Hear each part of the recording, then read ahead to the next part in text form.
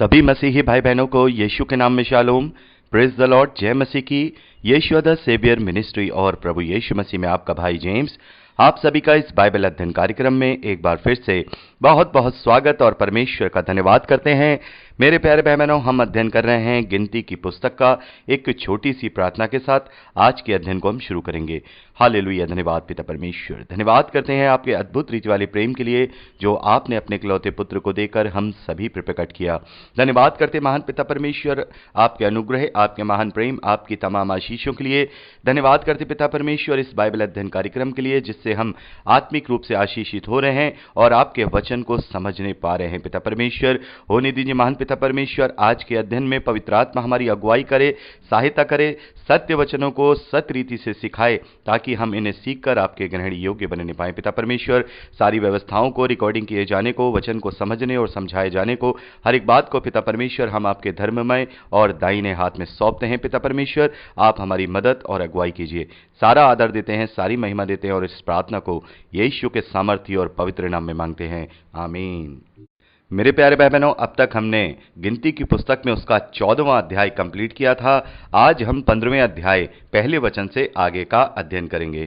मेरे प्यारे भाई बहनों, जब हम 15वें अध्याय को पूरा पढ़ते हैं तो यहाँ पर कुछ नियम परमेश्वर के द्वारा मूसा और इजरायलियों को बताए गए हैं और जैसा कि मैंने आपसे कहा था कि आप इन्हें पढ़ लीजिएगा और आशा करता हूँ कि आपने इन्हें पढ़ लिया होगा। तो आपने यहाँ पर देखा होगा पहले वचन से लेकर के 21वें वचन तक हम देखते हैं बलिदान के संबंधी नियम यहाँ पर बताए गए हैं कि कैसे कैसे बलिदान होंगे, कैसे कैसे उनके नियम होंगे। तो आपने यहाँ पर पढ़ा होगा और हम देखते हैं कि किस प्रकार से प्रभु यीशु मसीह ने वो सारे बलिदान, वो सारे नियम अपने आप से अपने ऊपर पूरे कर दिए हैं। हम परमेश्वर का बहुत बहुत धन्यवाद करते हैं।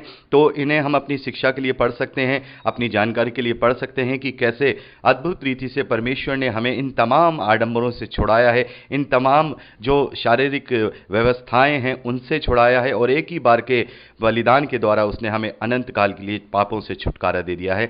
हम परमेश्वर का बहुत बहुत धन्यवाद करते हैं और इसके विषय में परमेश्वर का धन्यवाद है। हमने इब्रानियों की पत्री में बहुत अच्छे से हमने इसका अध्ययन किया है कि कैसे वो एक महायाजक है, कैसे वो एक बलिदान है, कैसे उसके पवित्र लहू के द्वारा नई वाचा के तहत हम सबके पापों की क्षमा हुई है। तो यहाँ पर बलिदान संबंधी नियम है। अगर आपने पढ़े हुए हैं तो बहुत अच्छी बात है। इसमें कोई भी ऐसी बात नहीं है जिन्हें हम बार बार दोहराएं क्योंकि इसके विषय में हम बहुत ही अच्छे से पहले भी बात कर चुके हैं।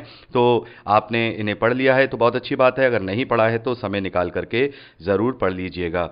22वें वचन से लेकर के हम 31वें वचन तक पढ़ते हैं। तो यहाँ पर जो अनजाने में किए गए पाप हैं ये इजरायलियों के लिए व्यवस्था है।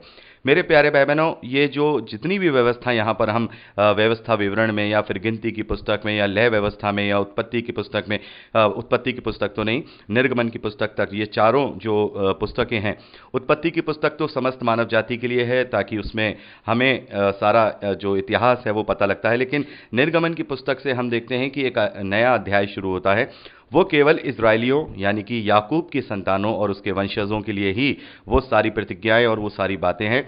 लेकिन एक तरीके से जैसे मैंने आपको समझाया था कि इजराइल से जो भी परमेश्वर ने प्रतिज्ञाएं की हैं, चाहे वो प्रतिज्ञा का देश हो, चाहे वो और दूसरी बातें हों, वो सब शारीरिक रूप से की गई थी लेकिन उसका प्रतीकात्मक रूप अभी आने वाला था और वो अपने पुत्र के द्वारा इस धरती के साथ उसका आत्मिक रूप नई वाचा के साथ देने वाला था, जिसे हम जानते हैं। परमेश्वर का धन्यवाद है। पौलुस कहते हैं कि पुराने के समय में यानी कि व्यवस्था में ये सारी चीज़ों का भेद नहीं खोला गया था, लेकिन जो स्वर्ग से उतरी रोटी है, जो स्वर्ग से आया है, उसने हमें स्वर्ग की सारे भेद और स्वर्ग की सारी सच्चाई बता दी है। तो हम परमेश्वर का धन्यवाद करते हैं कि जितने मसीह विश्वासी हैं वो सब इन तमाम व्यवस्थाओं से छूट गए हैं। जैसे अब यहाँ लिखा है कि अनजाने में किए गए पापों के विषय में यहाँ पर नियम बताए गए हैं। 22वें वचन से लेकर 31वें वचन तक हम देखते हैं कि उन्हें बार बार बलि चढ़ानी पड़ती है, बार बार कोई कुछ करना पड़ता है, शारीरिक अनुष्ठान करने पड़ते हैं।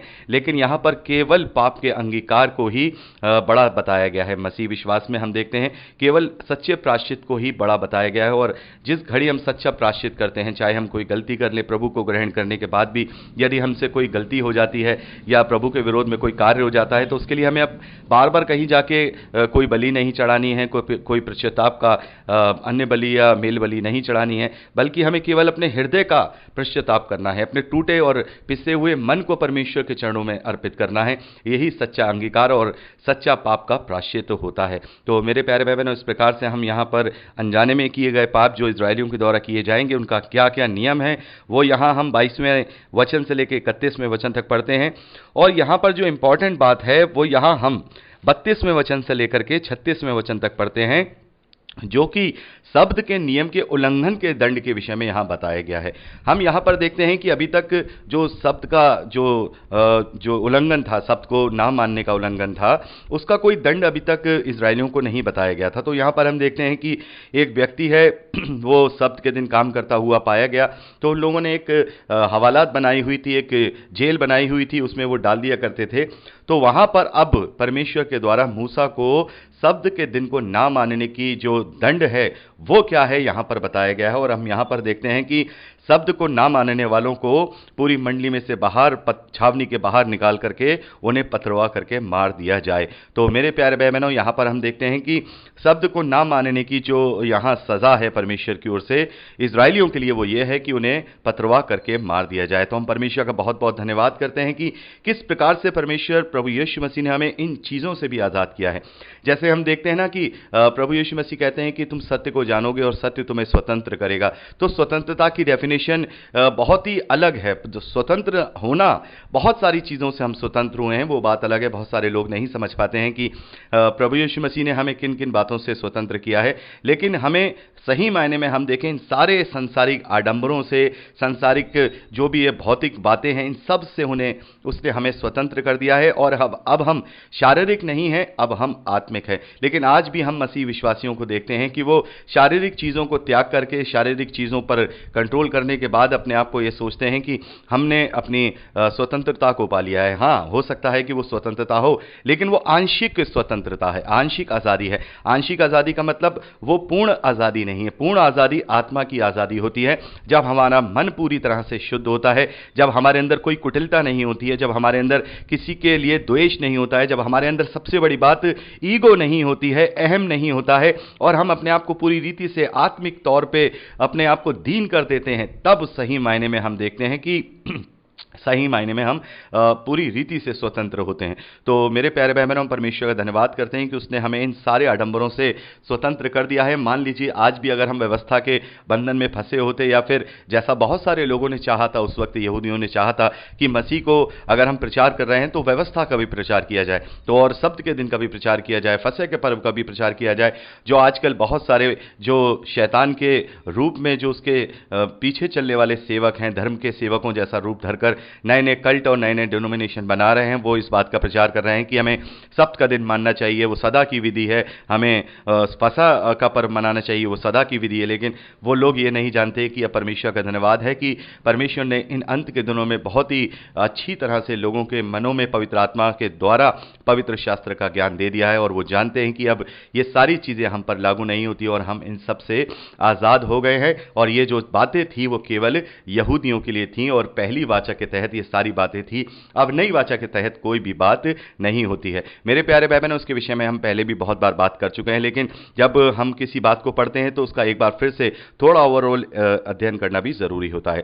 तो यहाँ पर हम परमेश्वर का धन्यवाद करते हैं कि 36वें वचन तक हमने देखा कि पथरवा करके, सब्त का दिन ना मानने वाले को पथरवा करके मार डाला जाता था। या आज भी इजराइल में ये भी कानून है या नहीं, मैं नहीं जानता, क्योंकि कानून तो वही है, व्यवस्था तो वही है, लेकिन आज भी अगर हम देखें, अगर कोई सब्त का दिन ना माने तो उसे पथरवा कर देने की आज्ञा यहाँ इजरायलियों के लिए व्यवस्था में दी गई है।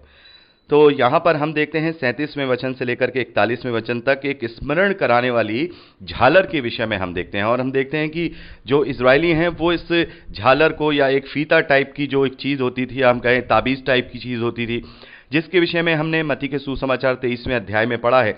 प्रभु के मुख से हमने इन बातों को सुना है कि तुम अपने वस्त्रों की कोरे बढ़ाते हो, तुम अपने वस्त्रों में, मतलब यही सारी चीज़ें हैं। तो प्रभु यीशु मसीह ने इन्हें भी शारीरिक बताया है, और इन्हीं में से कुछ चीज़ें मसीह विश्वासियों ने भी एडॉप्ट की हैं। मेरे प्यारे भाई बहनों, ज़्यादातर हम देखते हैं जो पुरानी कलीसियाएँ हैं, और उनमें से जो मेन कलीसिया है, जो हम रोमन कैथलिक चर्चेस बोलते हैं, उन्होंने ये सारी चीज़ें एडॉप्ट की हैं, और उनके प्रीस्ट हैं, उनके जो फादर हैं या उनके बिशप्स हैं, उन सबको हम देखते हैं वो इसी प्रकार के फीते, इसी प्रकार की झालरें, इसी प्रकार के कोरें लगाते हैं। और कुछ पेंटाकोस्टल तो नहीं कहेंगे, प्रोटेस्टेंट, जो प्रोटेस्टेंट कलीसियाएं हैं, कुछ पुरानी प्रोटेस्टेंट कलीसियाएं हैं, मेथोडिस्ट कलीसियाएं हैं, एंग्लिकल कलीसियाएं हैं, उनके भी पास्टर्स को हम देखते हैं कि वो भी कुछ कुछ रोमन कैथलिक चर्चेस के जो प्रीस्ट हैं उनकी कॉपी करके वैसे वस्त्र धारण करते हैं।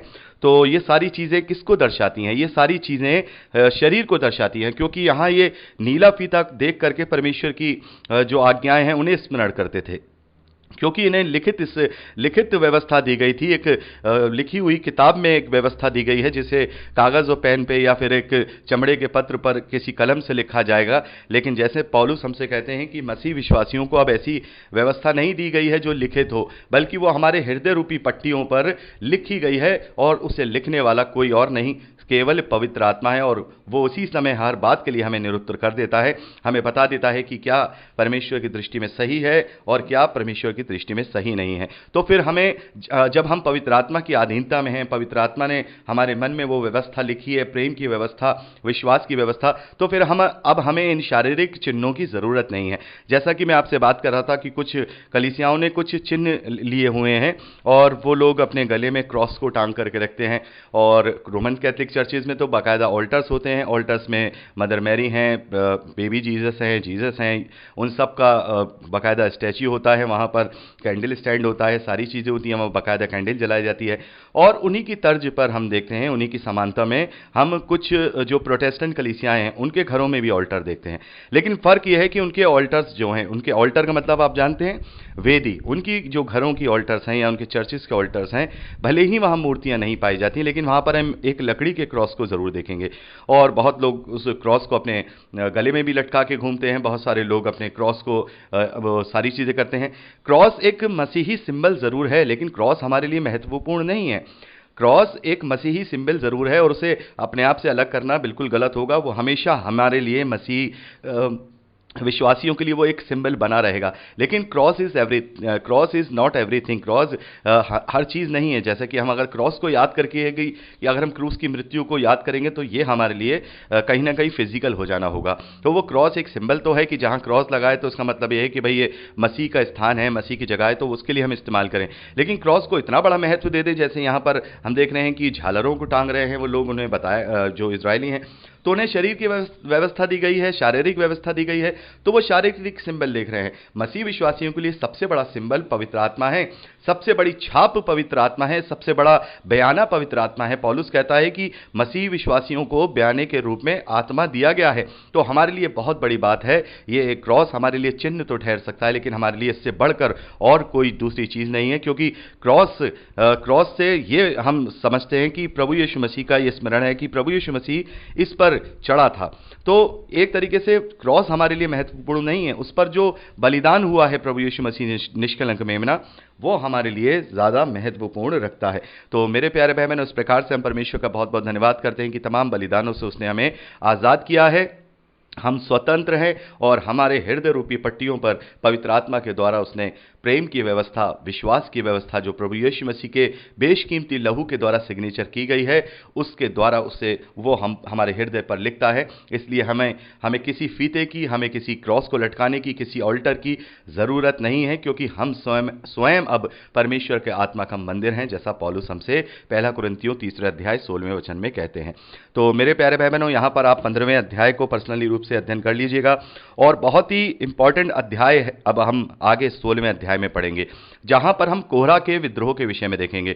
कोरह का नाम आपने पहले भी सुना होगा, जब हमने यहूदा की पत्री को पढ़ा था, तो वहां पर हम देखते हैं कि यहूदा ने 3 बिब्लिकल कैरेक्टर्स को भ्रष्ट जो प्रचारक हैं या जो झूठे जो प्रचारक हैं, झूठे जो भविष्यवक्ता हैं, उनके लिए इस्तेमाल किया था। उनमें से एक कोरह भी था। उसने वहां पर जो 3 कैरेक्टर इस्तेमाल किए थे। सबसे पहला केन वहां पर इस्तेमाल किया था कि वो केन, बिलाम और कोरह जैसे हो गए। और मैंने आपको बहुत अच्छे से एक्सप्लेन किया था कि केन किसको रिप्रेजेंट करता है।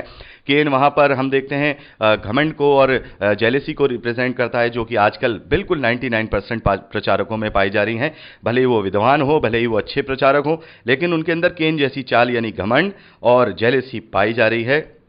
और दूसरा वहाँ बिलाम के विषय में हम पढ़ते हैं।